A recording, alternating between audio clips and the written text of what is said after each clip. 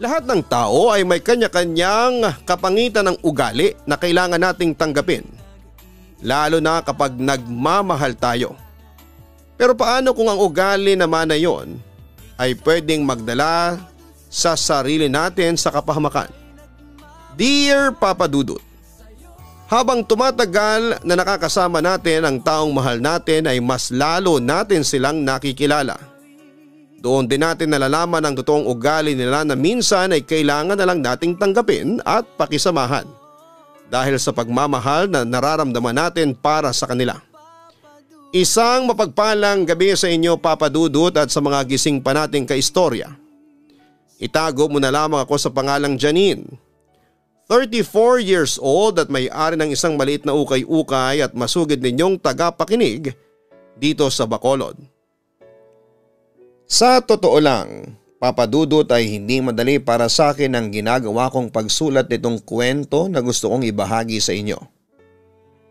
Pero gagawin ko pa rin dahil gusto ko na kahit papaano ay mabawasan ang bigat na nararamdaman ko dito sa aking dibdib.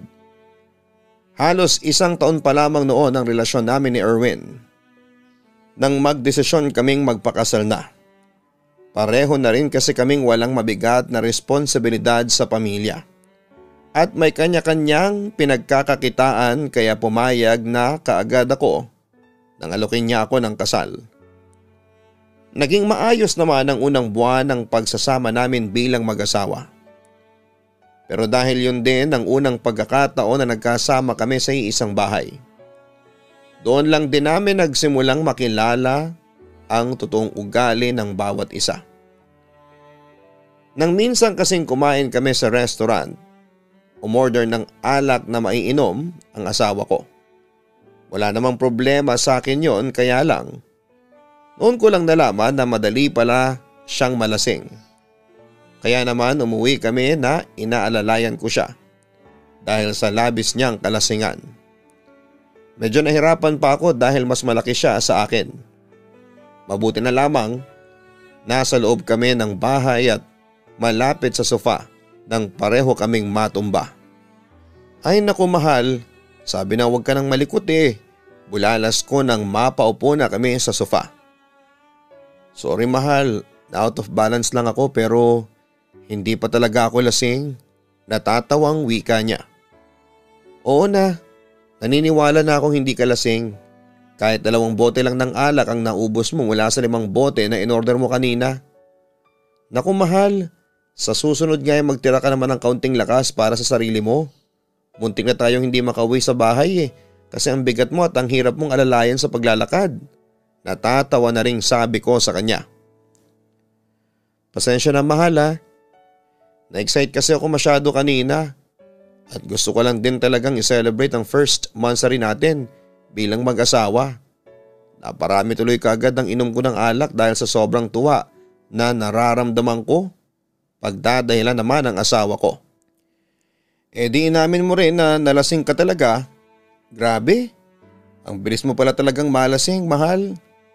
2 bote pa lang ang naiinom mo kanina. Iba na kaagad ang pagsasalita mo. Napapailing napansin ko. Nauna kasi ang alak sa tiyan ko bago ang pagkain kaya nalasing ako kaagad. Pero kung nauna akong kumain bago ang alak, hindi kaagad ako malalasing ng ganito. Huwag kang mag-alala. May tinira naman akong lakas para sa ating dalawa. Muling pagdadahilan niya. Ewan ko sa iyo mahal. Sandali nga at kukuha muna ako ng pamalit mong damit. Huwag kang tatayo dyan hanggat hindi pa ako nakakabalik. Baka matumba ka na naman kagaya ng kanina. Babalik ka agad ako dito kaya huwag ka nang kumilos dyan. Piling ko naman sa kanya. Papa Dudut, nang maging asawa ko si Erwin ay doon ko lang talaga nalaman na malakas pala siyang uminom ng alak. Tapos ay madali rin siyang malasing. Kaya naman kapag kumakain kami sa labas ay palagi ko siyang pinapaalalahanan na hindi siya pwedeng uminom ng marami dahil ako ang may hirapan na alalayan siya pa uwi. Napapadalas din noon ang pag-uwi niya sa bahay galing sa trabaho na lasing na. Ang dahilan niya noon ay hindi niya matanggihan ang pag-iimbita sa kanya ng mga katrabaho niya. Wala naman akong nakikitang problema sa kanya noong una, Papa Dudut. Para sa akin kasi ay normal na, Papa Dudut, sa isang tao lalo na sa lalaki ang mag-enjoy sa pamamagitan ng pag-inom ng alak. Wala pa rin naman kaming anak noon kaya wala kaming mabigat na gastusin sa bahay. Isa pa ay mabait po ang asawa ko at hindi kagaya ng ibang lalaki na nagbabago ang ugali o nananakit kapag nalalasing na. Kaya naman naging ayos lang sa akin ang ginagawa ni Erwin noon na pag-iinom-inom ng alak kasama ang mga katrabaho niya, Papa Dudut. Mahal, may extra ka pa ba dyan? Pupunta kasi ako sa bahay ni kumpare mamaya pagkatapos nating magtanghalian. Tanong ni Erwin habang naghihiwa ako ng sibuyas. Ano naman ang gagawin mo doon? Pag-uusisa ko. Nabadtrip nga kasi siya dahil natalo ko agad ng manok niya sa sabong kanina. Kaya kakatayin niya na lang daw at gagawing pulutan mamaya. Tugon niya. Grabe naman si kumpare at binunton talaga sa manok niya ang pagkainis niya. Natatawang komento ko. Yan na nga rin ang sabi ko sa kanya pero naawa naman ako kasi ang tagal niya ring inalagaan yun. Kaya bala ko sanang magdala ng alak doon mamaya. Para hindi naman nakakahiya kasi sa kanya manggagaling ang pulutan. Pagkukwento pa ni Erwin. Ibig sabihin doon ka rin maghahapunan sa kanila? Tanong ko pa. Hindi naman ako magpapaabot ng gabi doon, mahal. Uuwi ako dito sa atin bago maghapunan. Isang bote lang naman ng alak ang dadalhin ko sa kanila. Kaya ayos lang ba na humingi ako sa iyo ng 200? Napapusta rin kasi ako sa manok ni kumpare kanina tapos natalo lang din naman kaagad. Wika niya. Oo naman, ayos lang sa akin. Tatapusin ko lang tong binabalatan kong sibuyas. At kukunin ko na ang wallet ko sa kwarto. Basta huwag kang masyadong magpapakalasing dun ha. Kapag nakaramdam ka na medyo nahihilo ka na, magpaalam ka na sa kanya na uuwi ka na. O kaya ay mamulutan ka na lang doon. Paalala ko naman sa asawa kong si Erwin. O mahal, hindi ako uuwi dito sa bahay ng lasing na lasing kagaya ng nakaraang araw. Promise yan. Kaagad na tugon niya. Papa Dudut, halos magkasing laki lang naman ang kinikita namin ni Erwin sa kanya-kanya naming trabaho. Pero hindi hamak na mas magastos siya kumpara sa akin dahil na rin sa mga bisyo niya na alak at sigarilyo. Mabuti na lang at hindi siya mahilig magsugal o pumusta ng sabong. Paminsan-minsan niya lang yun ginagawa kapag ang may-ari ng manok ng panabong ay kaibigan o kumpare niya. Pero malakas talaga ang gastos niya pagdating sa alak at sigarilyo na hindi ko rin masyadong pinapakialamanan. Kanya-kanya kasi ang setup namin pagdating sa pera noon kahit mag-asawa na kami. Kaya rin mas mabilis na nauubos ang pera ni Erwin dahil hindi rin siya marunong mag-ipon. Naisip ko noon, Papa Dudut, na kaya siguro hindi pa rin kami binibiyayaan ng anak. Kahit mahigit 1 taon na kaming kasal ay dahil alam na rin ng Diyos na hindi pa kami parehong handa para sa isang mabigat na responsibilidad. Hindi kami handa na maging isang kumpletong pamilya, lalo na ang asawa ko, Papa Dudut. Papa Dudut, dahil na rin sa hindi ako naging mahigpit pagdating sa paggastos ni Erwin sa sarili niyang pera, ay mas naging malala ang pagiging mabisyo niya, lalo na pagdating sa alak. Halos araw-araw na siyang umuuwing lasing sa bahay namin noon. Pero wala namang nagbabago sa ugali niya.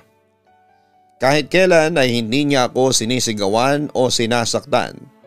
Kahit pa lasing na lasing siya, kaya siguro hinayaan ko lang siya na gawin ang mga bagay na gusto niya. Kasi hindi rin siya masyadong nakikialam sa akin pagdating sa sarili kong pera. Pero na lamang kapag nauna namang naubos ang pera niya. Kaya lang minsan, Papa Dudut, ay nakakainis lang din yung pagiging pabigat niya kapag umuuwi na siyang lasing sa bahay. Lalo na yung pag-alalay ko sa kanya mula sa may pinto ng bahay hanggang sa kwarto namin. Minsan pa ay sumusuka rin siya noon dahil sa labis na kalasingan. Gustuhin ko mang magalit na ng tuluyan sa kanya. Binabawian niya naman ako ng lambing kinabukasan. Kaya kaagad na nawawala ang inis at galit na nararamdaman ko sa asawa ko, Papa Dudut. Mahal, bakit naman hindi mo sinabi na may darating ka palang bisita ngayon? Tanong ko nang makauwi ako sa bahay at makita ko na nandoon ang ilang katrabaho niya. Baka sa kanila na pare-pareho na silang nakakainom at medyo lasing na. May ilang bote na rin ng alak ang wala ng laman doon. Pasensya ka na mahal ha. Maaga kasing nagsarado yung resto bar na tinatambayan namin pagkatapos ng trabaho. Dahil Friday naman ngayon at wala kaming pasok sa trabaho bukas. Naisipan namin na dito na lang muna sa bahay mag-inuman para na rin makatipid kami. Paliwanag naman ni Erwin. Ayos lang naman yun pero dapat ay nag-text ka man lang sa akin kanina. May pulutan ba kayo? May karne pa naman ng baboy sa ref natin. Gusto mo ba na magluto ako para may pulutan kayo? Tanong ko. Oo naman, salamat mahal. Natutuwang sabi naman ng asawa ko. Wala yun, sige na. Bumalik ka na sa mga kasama mo. Mag-ayos na ako ng iluluto ko dito at ilalabas ko rin kaagad sa inyo doon sa may sala. Paalam ko sa kanya. Noon pa man ay kilala ko na si Erwin bilang palakaibigan na tao papadudot. Kaya nga halos lahat ng tao sa lugar namin ay kumpare ang tawag sa kanya dahil palagi siyang kinukuhang ninong sa binyag na mga ito. Alam ko na ganoon din siya sa trabaho kaya marami na rin akong nakikilalang kaibigan niya noon. Pero sa lahat ng mga nakikilala kong kaibigan ng asawa ko Papa Dudut, ang mga katrabaho niyang sina Paulo at Nelson ang pinaka hindi ko nagustuhan sa lahat. Wala naman silang hindi magandang pinakita sa akin noon pero mabigat ang loob ko sa kanilang dalawa. Pakiramdam ko pa nga ay sila yung mga taong hindi gagawa ng mabuti sa kapwa nila. Iba kasi ang mga tingin na ginagawa nila sa akin na hindi ko alam kung hindi ba napapansin ng asawa ko. Pero sa huli medyo nagigilty pa rin ako noon dahil sa pag-iisip ko ng ganong bagay sa kanila. Kasi hindi ko pa naman sila gaanong kilala para pag-isipan ng masama. Kaya naman hindi ko na lamang din yon sinabi pa sa asawa ko Papa Dudut. Mahal, magpapaalam sana ako sa iyo kung okay lang ba na mag-imbita ako ng kaunting bisita rito sa bahay sa birthday ko. Bala ko sanang papuntahin ang mga katrabaho ko sa araw na yon. Kasi tumapat na wala kaming pasok sa trabaho. Ang wika ni Erwin nang makapasok kami ng bahay. Oo naman syempre pwede. Bahay mo rin naman to saka birthday mo yon. Kaya ayos lang sa akin kahit mag-invite ka ng mga kaibigan mo dito. Yun lang ba ang hihilingin mo sa akin? Akala ko naman kung anong napakaseryosong bagay na ang sasabihin mo. Natatawang sabi ko. May isang request pa sana ako mahal. Okay lang ba kung ipagluto mo rin ako ng adobong manok sa birthday ko? Nagustuhan kasi yun ng mga katrabaho ko dati nang minsang pabaunan mo ko para sa lunch break ko. Nakangiti pang request niya. Sige mahal, at hindi lang yun ang iluluto ko sa birthday mo. Magluluto din ako ng pansit at menudo. Kaagad namang pagsang-ayon ko. Papadudot kilala ko na ang asawa kong si Erwin lalo na kapag may bagay siya na gustong hilingin sa akin. Kaya naman ang araw na yon ay nagpakasipag siya sa mga gawaing bahay. Alam ko na kaagad na may request siya sa akin. Balak ko na rin naman talagang magluto at maghanda ng mga pagkain para sa birthday niya noon, Papa Dudut. Pero ang gusto ko sana kami lang kasama ang pamilya namin ang magse-celebrate para sa espesyal na araw na yon. Pero syempre hindi ko na tinanggihan pang request ng asawa ko. Ang sabi naman niya ay konti lang ang iimbitahan niya na mga katrabaho at kaibigan sa bahay. Sumang-ayon na lamang ako sa mga sinasabi niya noon. Kahit ang totoo ay may bahagi ng sarili ko na humihiling noon na sana'y hindi kasama sa mga iimbitahan ni Erwin ang mga kaibigan at katrabaho niya na sina Paulo at Nelson Papadudut. Papadudut, mas marami sa inaasahan ko ang bisitang dumating sa birthday ng asawa ko. Mga pamilya namin, kamag-anak at iba pang mga kaibigan.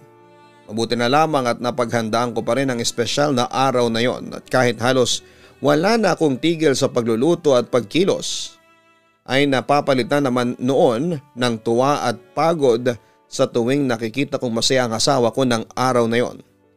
Mabuti na lang din at mabilis din akong magluto kaya hindi ko na kinailangan pang humingi ng tulong sa ibang tao. Pahapon na at kaunti na lamang ang bisita sa bahay namin noon nang dumating sina Paulo at Nelson. At mula nang dumating sila sa bahay halos hindi na umalis. Sa lamesa ang asawa ko na panay na ang inom ng alak kasama silang dalawa. Hanggang sa umuwi na nga ang halos lahat ng bisita at tanging sina Nelson at Paulo na lamang ang kainuman ng asawa ko. Ang nasa bahay namin, Papa Dudut. Napansin ko noon na lasing na talaga ang asawa ko dahil hindi ko na siya halos makausap. Kaya naman sinabi ko na kina Nelson at Paulo na umuwi na sila para maasikaso ko na rin ang mga kalat sa bahay. Kaagad naman silang sabay na umalis. Sinimulan ko nang alalayan ng asawa ko pero tuluyan na siyang nakatulog sa kinakaupuan niya. At nagulat na lamang ako nang biglang bumalik sina Paulo at Nelson na dumiretsyong pumasok sa bahay namin. Sinabi ko sa kanila na malalim na ang gabi at kailangan na nilang umalis hanggang sa pareho na nilang hawakan ang mga kamay ko. Umalis na kayo dito, parang awa nyo na. Wala naman kayong mananakaw dito sa bahay namin eh. Pakiusap ko habang malakas ang kabog sa dibdib ko. Wala naman talaga kaming balak na nakawan tong bulok na bahay nyo eh. May gusto lamang kaming hiramin ni Nelson mula sa asawa mo at ikaw yun. Nakangising sabi pa ni Paulo. Ano bang ibig ninyong sabihin? Umalis na kayo rito. Parang awa nyo na. Erwin, tulungan mo ko. Baling ko kay Erwin pero nanatiling pikit ang mga mata niya. Tumahimik ka dyan, babae ka. Sigaw ni Paulo kasunod ang malakas na pagsampal sa akin. Halos mahilo ako dahil sa ginawa niya, Papa Dudut. Paulo, kahit naman magsisigaw yung babae na yan, hindi na magigising yung asawa niya dahil lasing na lasing na oh, nakangising sabi pa ni Nelson. Sinabi mo pa kaya magpakasasa tayo sa masarap na pulutan natin ngayong gabi. Paghalakhak pa ni Paulo. Maawa na kayo sa akin, wala akong kasalanan sa inyo.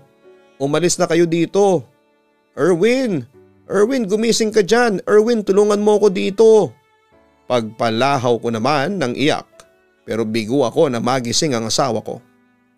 Papadudot ilang sigaw at malalakas na iyak pa ang ginawa ko bago ako kinaladkad ni Nelson at Paulo papunta sa mismong kwarto namin ng asawa kong si Erwin. Ilang ulit kong sinigaw ang pangalan ni Erwin at humingi ng saklolo sa kanya. Pero bigo ako na magising siya para tulungan ako.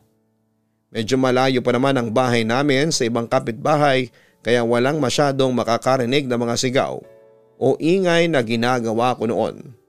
Hanggang sa nainis na rin si Paulo at malakas akong sinampal bago binusalan ng kung anong tela ang bibig ko. Pagod ang katawan ko dahil sa buong araw na ginawa kong pag-aayos sa birthday celebration ni Erwin. Pero pinilit ko pa ring manlaban ang mga oras na yon. Pinilit kong ipagtanggol ang nangihina kong katawan mula sa dalawang demonyo na nanamantala sa akin ng gabing yon. Pero naging bigo pa rin ako at tuluyan na ngang nilang nagawa ang kahayupan nila sa katawan ko. Wala na akong ibang nagawa noon kung hindi ang umiyak ng umiyak, Papa Dudut. At sa sobrang sakit ng ginawa nilang pangbababoy sa katawan ko, ay tuluyan na akong nawalan ng malay habang nagpapakasarap silang dalawa. Nang magising ako na mag-isa na lamang sa kwarto ay kaagad na pinaalala sa akin ang mga pasa at sugat ko sa katawan, ang mga kahayupang ginawa nila Nelson at Paulo sa akin. At bago ko pa nga nagawang magbihis ay nagising na rin si Erwin bago pumasok sa kwarto namin. Gulat na gulat siya nang makita niya ako. At doon ko sinabi sa kanya ang lahat ng kahayupan na ginawa sa akin ng mga kaibigan niya. Sinumbat ko lahat sa kanya ang galit na nararamdaman ko. Alam mo ba kung ano ang paulit-ulit kong sinisigaw bago nila busalan ang bibig ko? Ang pangalan mo, Erwin. Ilang beses kong sinigaw ang pangalan mo at humingi ako ng tulong sa iyo sa pagbabaka sakaling magigising ka pero hindi yun nangyari. Hindi mo ako natulungan at nagawa ng mga demonyo ang kaibigan mo ang gusto nila sa akin dito mismo sa loob ng kwarto natin. Panunumbat ko sa kanya habang basang-basa ng luha ang mga pisngi ko. Janine, sorry. Hindi ko naman alam na mangyayari ito eh. Hindi ko alam na gagawang kanila ng masama dahil pinagkakatiwalaan ko sila. Sorry, Janine. Sorry talaga. Umiiyak na paghingi ng tawad ni Erwin. Bitawan mo ko. Huwag mo kong yakapin. Alam mo, kung hindi ka lang kasi naglasing kagabi, hindi nila magagawa ito sa akin. Kung nasa maayos sa pag-iisip ka lang, baka nagawa mo pa akong ipagtanggol sa mga demonyo na yon. Pero hindi, Erwin. Hindi mo ako nagawang iligtas mula sa mga kamay ng mga demonyo ang kaibigan mo. Muling panunumbat ko. Patawarin mo ako, sorry talaga. Alam ko na kasalanan ko talaga ito pero Hindi ko ginusto na mangyari ito sa iyo. Pagbabayaran talaga nila Paulo at Nelson ang ginawa nila sa iyo. Gagawin ko ang lahat para magbayad sila. Pagbabayarin ko sila, Janine. Mapapatay ko talaga silang dalawa. Nang gigigil na wika pa ni Erwin. Papadudot pilit kong pinagtabuyan si Erwin palabas ng kwarto namin kahit nakayakap siya sa akin. Hanggang sa kumalas na nga siya mula sa pagkakayakap niya at sumunod na lamang sa gusto kong mangyari. Inayos ko ang sarili ko at kinuha ang ilang importanteng mga gamit bago ko umalis sa bahay naming mag-asawa. Pinigilan ako noon ni Erwin pero naging matigas ako sa aking desisyon na iwanan siya. Dumiretso ako sa bahay ng nanay ko at doon ay sinabi sa kanya ang mga nangyari. Naiyak na lamang din siya sa galit at awa na nararamdaman niya dahil sa kwento ko. At sinabi niya na tutulungan niya ako na makuha ang katarungan na para sa akin. Kaagad kami nagsampa ng kaso laban kina Nelson at Paulo, Papadudot. Pero hindi sila nahuli ng mga pulis. Wala na raw silang dalawa sa mga kani-kanilang tinutunuyang bahay. Ang asawa ko namang si Erwin ay hindi huminto sa pagsusuyo sa akin. At nangako na magbabago na siya at titigilan na ang lahat ng bisyo niya. Hindi ko kagad siya pinatawad, Papadudot, dahil sa totoo lang. Naging malaki ang galit ko sa kanya noon. Pakiramdam ko kasi siya ang punot dulo ng lahat kung bakit ako nagawa ng masama ni na Paulo at Nelson. Kaya lang, Papadudot, nang malaman kong nagdadalang tao ako ay doon ako nagdesisyon na muling balikan si Erwin. Pero bago ko ginawa yon ay sinabi ko sa kanya na nagbunga ang kahayupang ginawa sa akin ng mga kaibigan niya. Alam ko sa sarili ko na ang ama ng pinagbubuntis ko ay maalinman sa dalawang tao na gumawa ng masama sa akin. At ayokong lumaki ang anak ko na walang kinikilalang ama. Sinabi naman ni Erwin na tanggap niya ang bata at nagbitaw ulit ng isa pang pangako noon na ituturing niya ang ipinagbubuntis ko na isang tunay na anak. Yun ang naging sign ko para subukan na muling ayusin ang relasyon naming mag-asawa. Isang desisyon na kailanman ay hindi ko pinagsisihan dahil tinupad ni Erwin ang lahat ng binitawan niyang pangako sa akin, Papadudot. Naging mabuti siyang asawa sa akin at tatay ng anak ko. Bago ako makapanganak noon, Papadudot, ay nalaman ko na napatay pala sina Nelson at Paulo sa isang engkwentro ng nakawan na malapit sa aming lugar kung saan sila nagtatago. Alam kong masamang mag-isip ng masama sa kapwa pero napadasal talaga ako ng pasasalamat dahil sa nangyari sa kanila.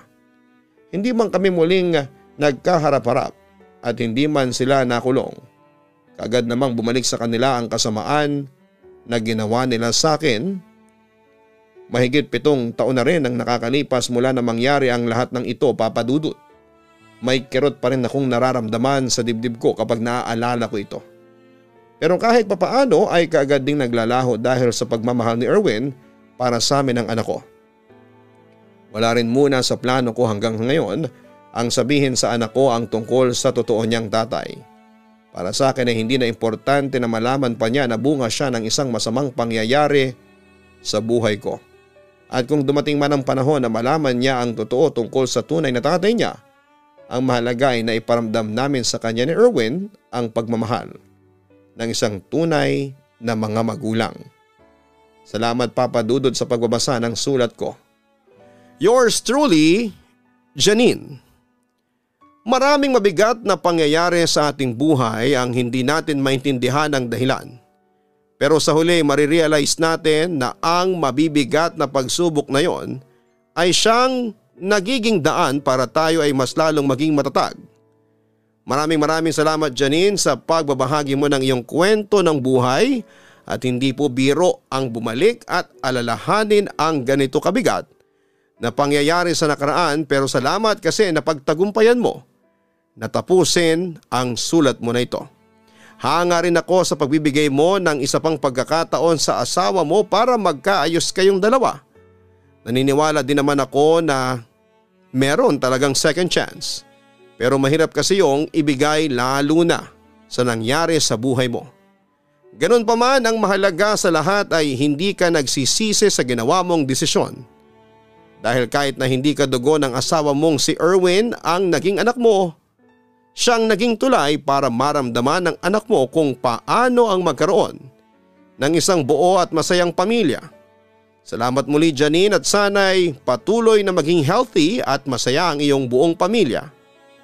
Mga kaistorya, maging maingat sana tayo sa ating bawat kilos pati na rin sa mga taong pagbibigyan natin ng tiwala. Kung gusto natin na maiwasang mapahamak hindi lamang ang ating mga sarili, maging mapagmasid tayo sa ating paligid at palaging piliing mabuti ang mga taong papapasukin sa ating buhay. Huwag kalimutan na mag-like, share and subscribe. Maraming salamat po sa inyong lahat mga ka-online. Ang buhay ay mahiwaga, laging may lungkot at saya. Sa Papa Dudut Stories, laging may karamay ka.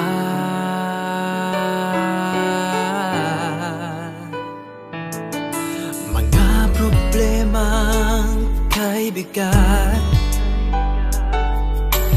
dito ay pakikinggan ka. Sa Papa Dudut Stories, kami ay iyong kasama.